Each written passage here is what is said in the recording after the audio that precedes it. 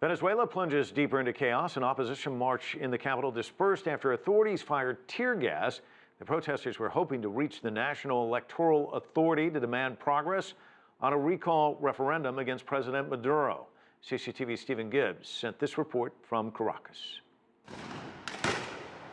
Tear gas in the center of Caracas.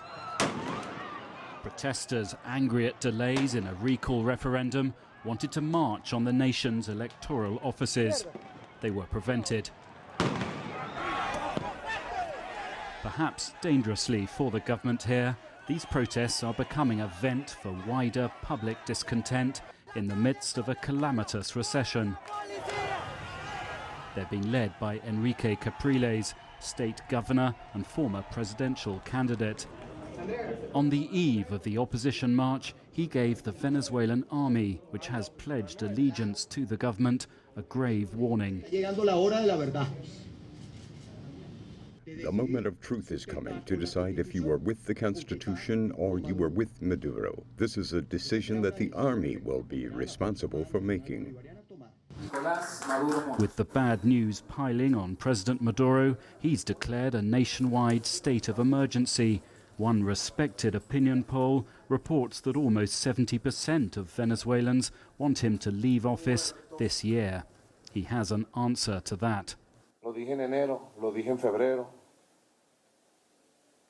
I said in January, I said in February, I said in April, and I am saying in May, none of the options announced by the right to end the revolution and to overthrow me has political or historical viability. None will succeed. The dire state of the Venezuelan economy is perhaps the president's biggest threat. A crash in global oil prices has unmasked its fundamental weakness. Now all basics are in short supply, and the country faces the risk of default later in the year. One way that possibly can be avoided is if China's multi-billion-dollar loans to Venezuela, which are repaid in oil, are rescheduled. Venezuela's new economic czar says a deal with China has been agreed. They have been quite receptive to the proposal, and today we can say that we've agreed to new commercial conditions that are adapted to the country's reality. That actually hasn't been formally confirmed by China. It says discussions are ongoing.